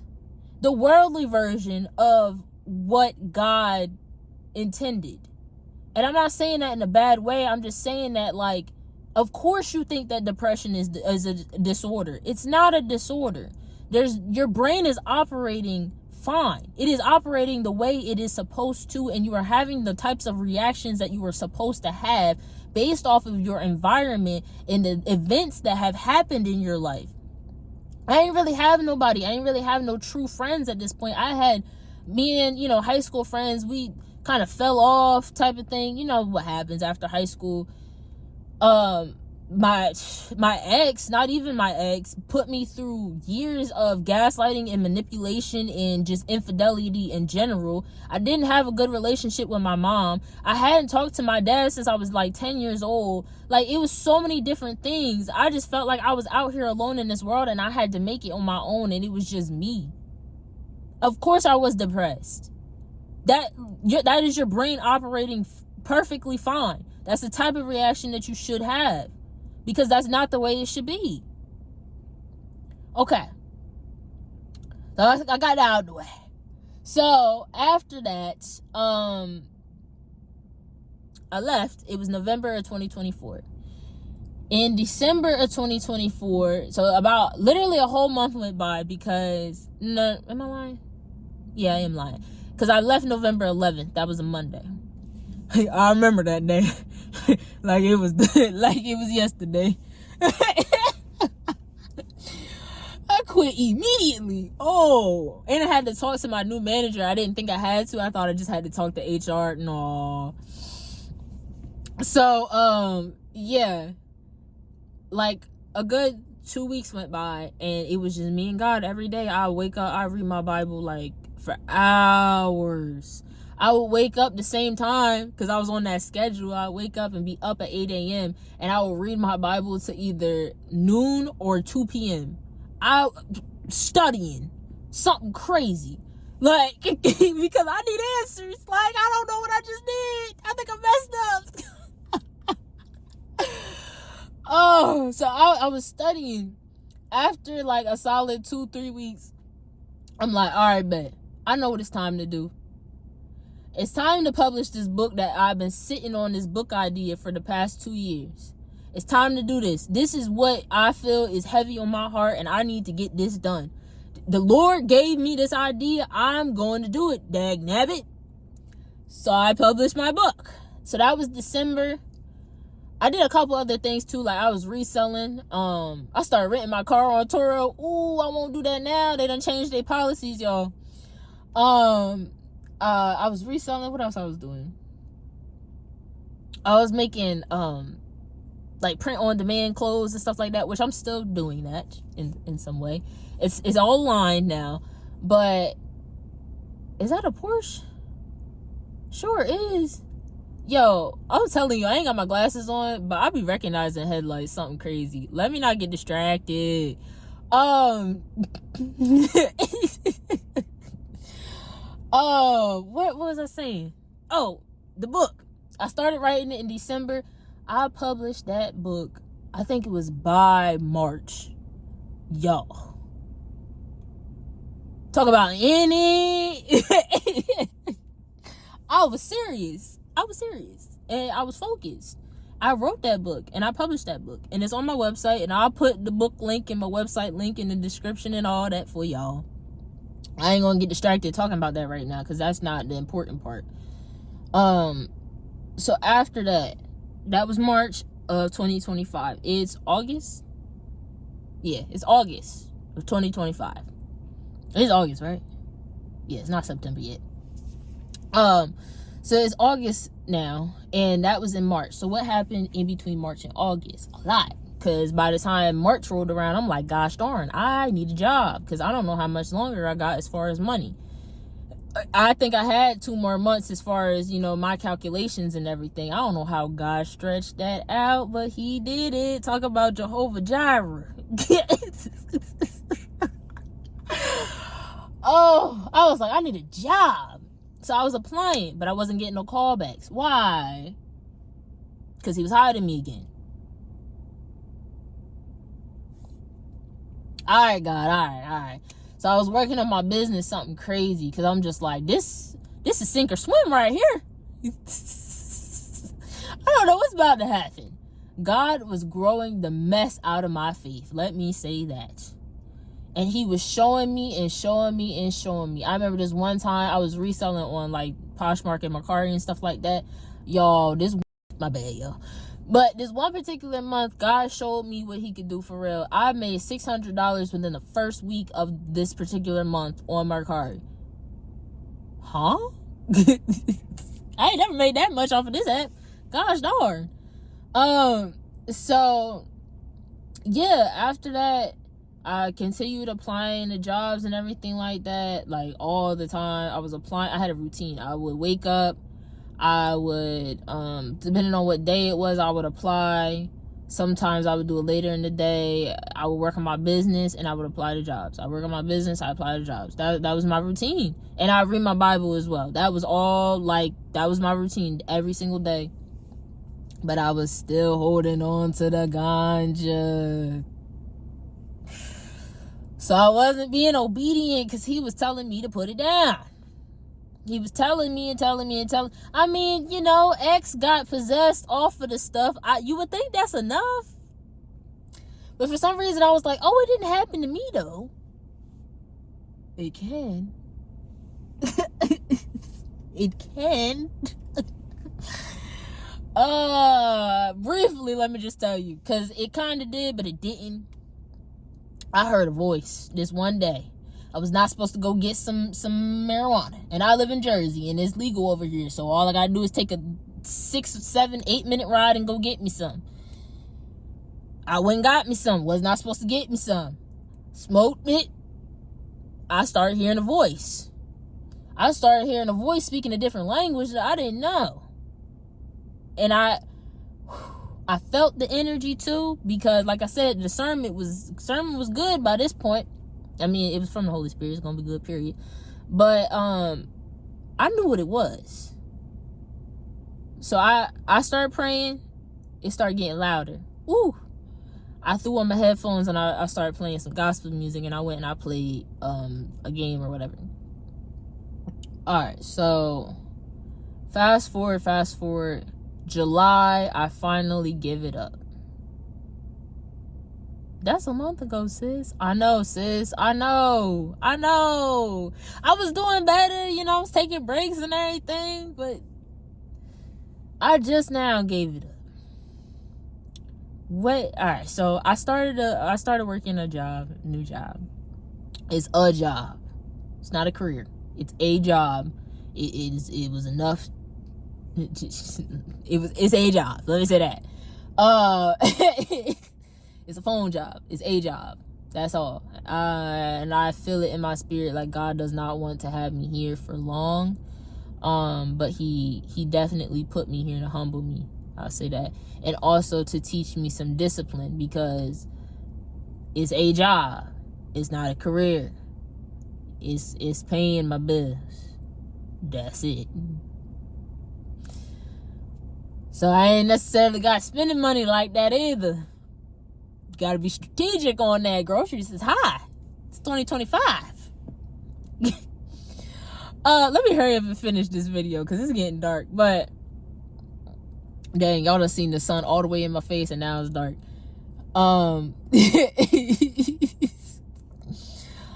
This is why I've been holding off on making this video, because I knew it was gonna be a freaking documentary, bro. Like, for real. But anyways, stay on topic. Yeah. So God has been providing for me this whole time. That in between period where I didn't know how I was gonna pay bills, it actually got to the point where I was stressing because I didn't have the money, and rent was gonna be due in a little bit.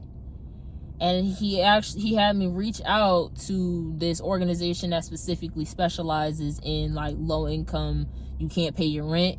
They were able to pay my rent for the month of August, because I started working in August. I got the job offer, I think it was in July, but it's a seasonal job, so they start like on classes and stuff like that. Anyways, dog.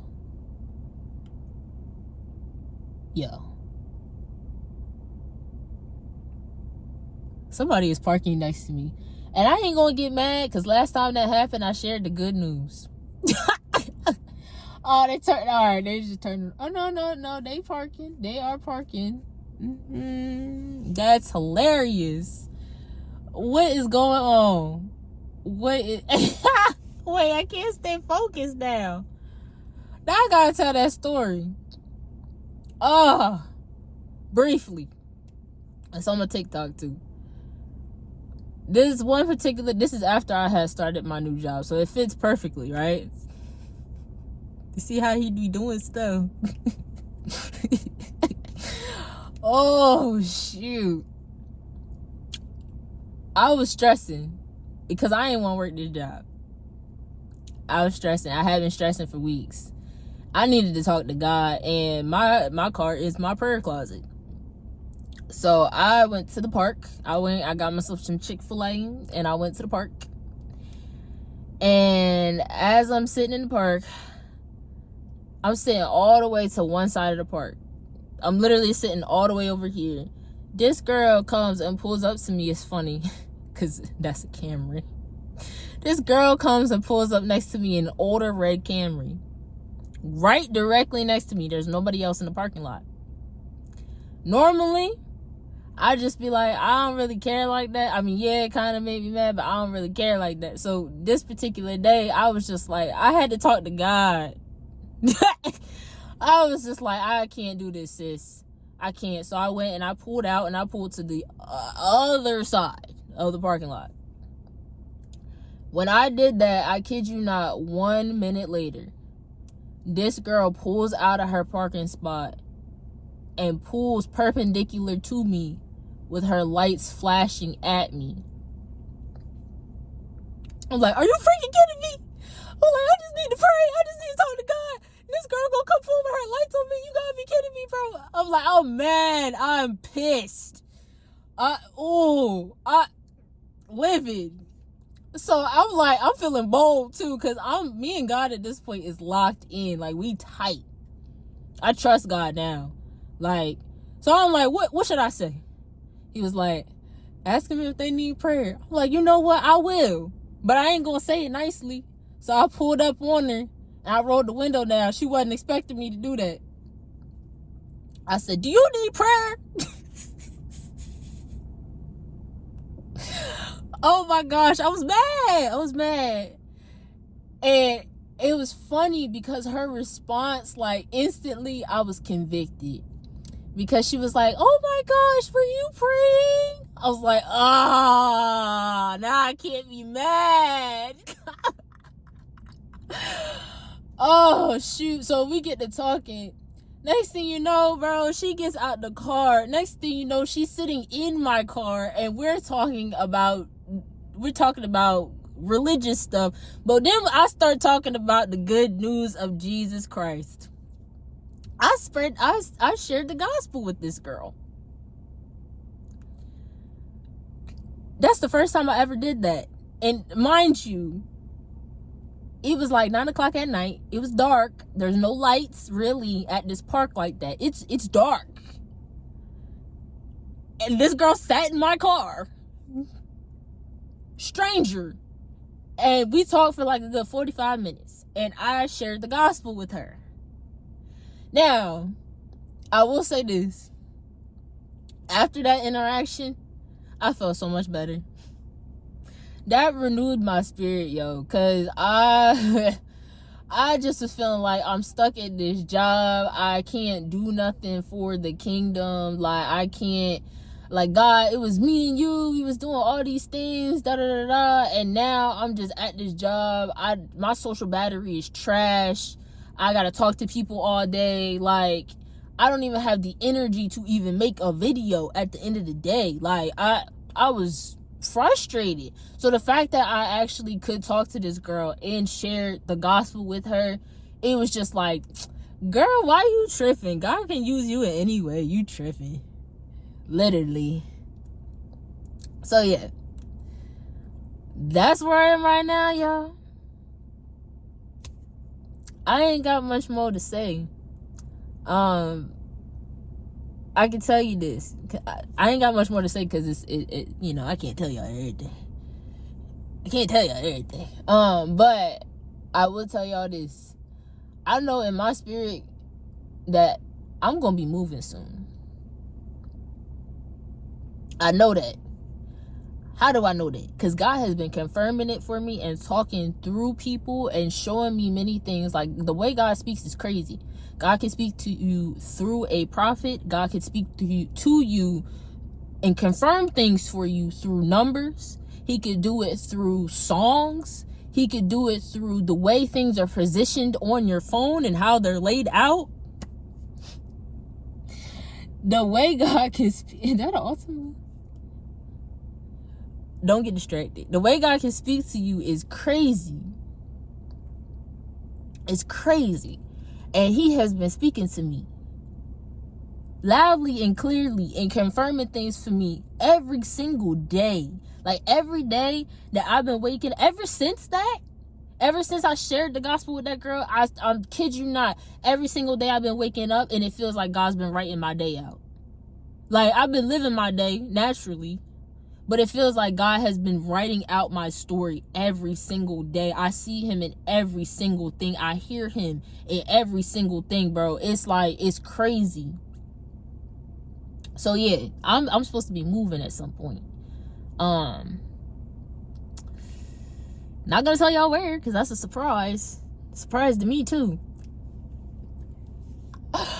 But I'm supposed to be moving at some point, and I'm very excited for what God's gonna do. Because if he wanted me at a job, he would have put me back at it in a career. He did not. He specifically put me in a job that I was going to hate. So that I would not want to go back to that job and I could just focus on my own business and stuff like that. So I'm really excited to see what's going to happen. I don't know what's going to happen, but I'm excited. And I'm like, I'm ready. I'm ready to get the heck up out of Jersey. I'll tell you that. The way these people act up here, man. No, I don't like that. These people are, self-minded as all heck, and I can't do it. I can't. But yeah, that's the end. After the sun done went all the way down and left us, that's the end of my testimony as of right now.